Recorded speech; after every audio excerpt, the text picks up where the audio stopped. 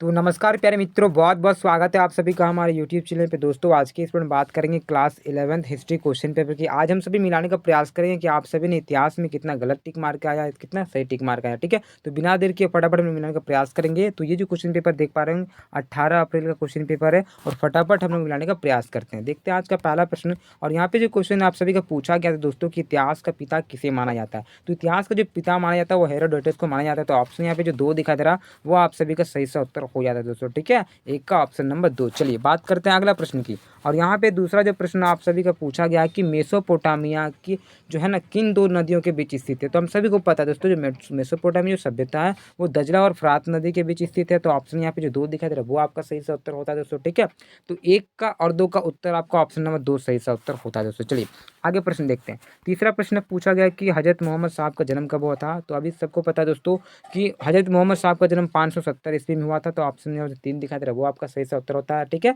3 का option number 3 सही सा उत्तर हो जाता है। चलिए दोस्तों, जितने भी मैंने पढ़ाया था वो आपका हूबहू वही क्वेश्चन आया है। ठीक है, चलिए यहाँ भी क्वेश्चन ये भी मैंने बताया था आप सभी को। क्वेश्चन पूछा गया कि सामंतवाद में समाज कितने वर्गों में बांटा था। तो 3 वर्गों में बांटा था दोस्तों। तो ऑप्शन यहाँ पे जो 2 दिखाई दे रहा है 3 वो आपका सही सा उत्तर हो जाता है दोस्तों। ठीक है, 4 का ऑप्शन नंबर 2। चलिए आगे बात करते हैं।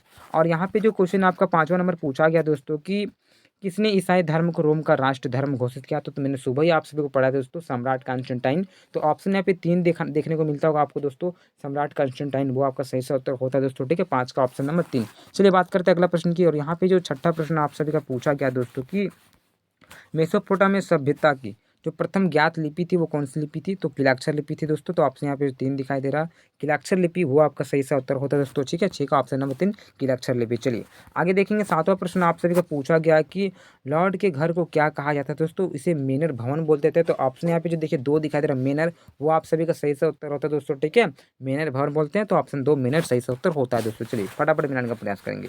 और यहाँ पे 8वां नंबर जो प्रश्न आप सभी का पूछा गया दोस्तों कि पैगंबर मोहम्मद साहब का जन्म कब हुआ था। तो संस्थापक जो माने जाते हैं इस्लाम धर्म के पैगंबर मोहम्मद साहब, इनका जो जन्म हुआ था 570 में हुआ था। और कहाँ पे हुआ था, मक्का मदीना में हुआ था। तो ऑप्शन जो 1 दिखाई दे रहा है मक्का वो आपका सही सा उत्तर हो जाता है दोस्तों। ठीक है, 9वां प्रश्न बात करेंगे। और यहाँ पे जो 9वां प्रश्न पूछा गया कि उर नगर कहाँ था दोस्तों। तो उर जो नगर था दोस्तों आप सभी को पता ही है वो आपका दक्षिण मेसोपोटामिया था। तो ऑप्शन यहाँ पे जो 2 दिखाई दे रहा है आपका सही से उत्तर होगा दोस्तों। ठीक है, 9 का ऑप्शन नंबर 2। चलिए बात करेंगे 10वां प्रश्न की। यहाँ पे जो क्वेश्चन आप सभी का पूछा गया है कि मेसोपोटामिया शब्द की उत्पत्ति किससे हुई थी। देखिए दोस्तों, जो मेसोपोटामिया शब्द की उत्पत्ति है वो यूनानी भाषा से हुई है।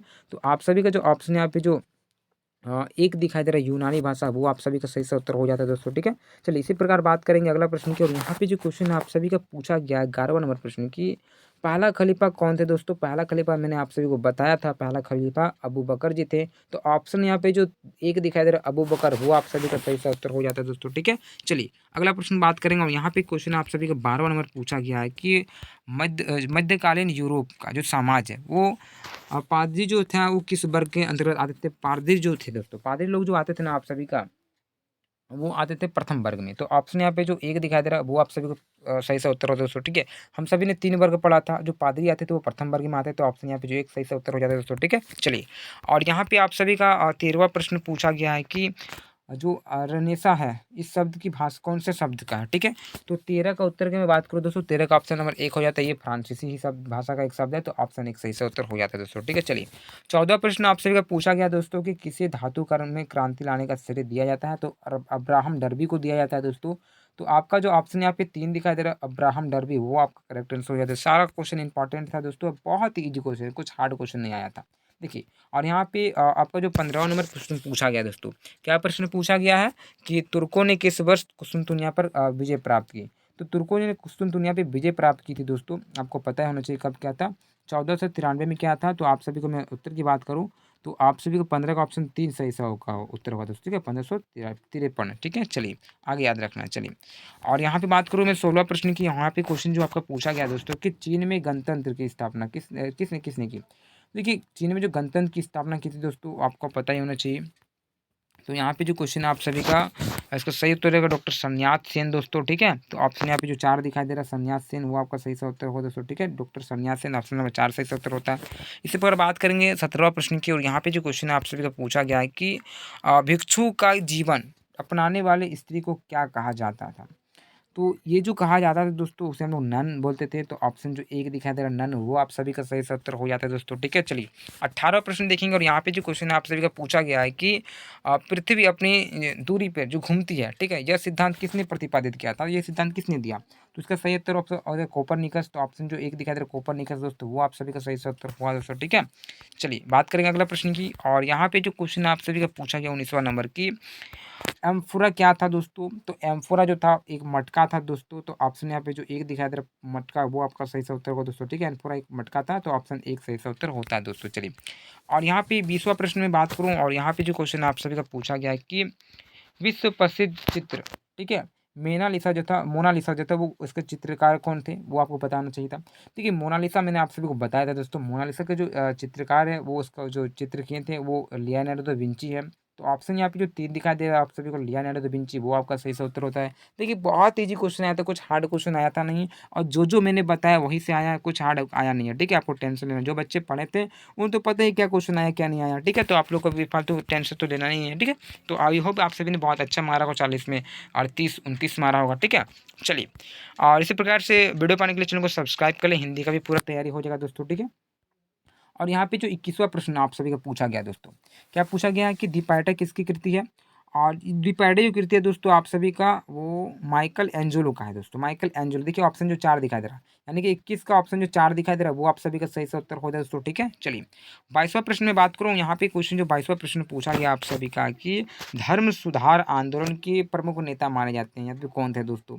तो देखिए 22 का ऑप्शन 2 आपको सही होगा, मार्टिन लूथर दोस्तों। ये भी मैंने बताया था आप सभी का, जो धर्म सुधार आंदोलन के जो प्रवर्तक यानी कि नेता माने जाते हैं, ठीक है, तो मार्टिन लूथर जी हैं। तो ऑप्शन 2 आपका सही सा उत्तर होता है दोस्तों। इसी प्रकार बात करेंगे 23वां प्रश्न की। यहाँ पे जो क्वेश्चन आप सभी का पूछा गया है कि विश्व में जो, आगे देखते हैं क्या क्वेश्चन पे, विश्व में अराविक जो समुदाय की जनजाति है वो कहाँ रहती है दोस्तों। ठीक है, तो आपका 23 का जो ऑप्शन यहाँ पे 2 दिखाई दे रहा है, कैरिबियन द्वीप समूह, आप सभी का सही सा उत्तर होगा दोस्तों। ठीक है, 23 का ऑप्शन नंबर 2 कैरिबियन द्वीप समूह। चलिए आगे देखेंगे, और यहाँ पे 24वां प्रश्न आप सभी का पूछा गया है कि औद्योगिक क्रांति किस देश में आरंभ हुआ था? बहुत ईजी क्वेश्चन है, सभी बच्चे को पता है ये क्वेश्चन, जो भी छठी में पढ़ रहे 7वीं में पता है उसे भी पता है।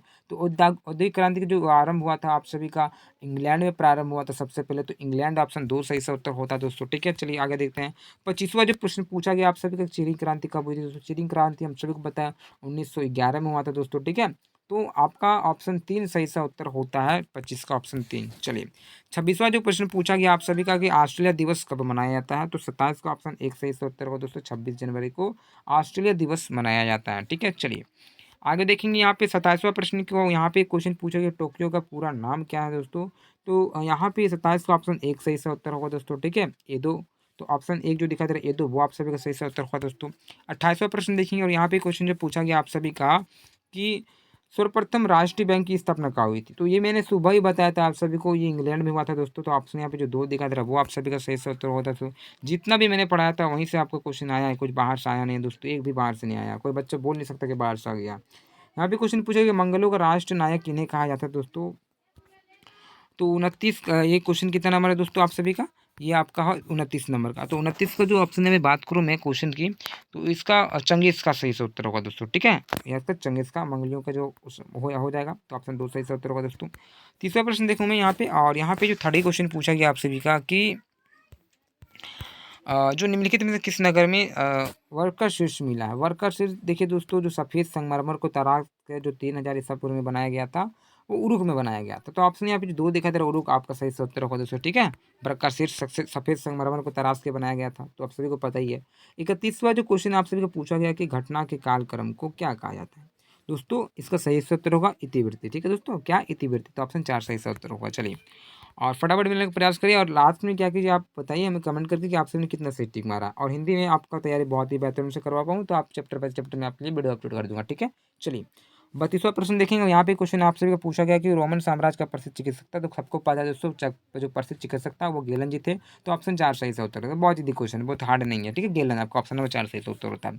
33वां प्रश्न पूछा गया दोस्तों कि दजला एवं फरात नदी समुद्र जो है वो गिरती है, तो फारसी खाड़ी में गिरती है दोस्तों, आप सभी को पता होना चाहिए। तो ऑप्शन जो 2 दिखा दे रहा है फारसी खाड़ी, वो सब आपका सही से उत्तर होगा दोस्तों। ठीक है, तो ऑप्शन नंबर जो 2 आपका दिख रहा है 33 का 2 सही से उत्तर होता है। और 34वां प्रश्न पूछा गया कि अमेरिका ने किस वर्ष जापान पर परमाणु बम गिराया था। दोस्तों परमाणु बम जो गिराया गया था 9 अप्रैल सन 1945 से 6 अप्रैल 1945 को 2 परमाणु बम गिराए गए थे। एक तो जिसका नाम था लिटिल बॉय, दूसरा का नाम था फेटमैन, आपको पता ही होना चाहिए। 9 अगस्त 1945, 6 अगस्त 1945 हिरोशिमा और नागासाकी में। तो आपका जो ऑप्शन 4 दिखाई दे रहा है 1945 वो आपका सही सा उत्तर होगा दोस्तों, ठीक है 1945। चलिए आगे देखेंगे 35वां प्रश्न पूछा गया है कि दूरबीन का आविष्कार जो किया था वो किसने किया है दोस्तों।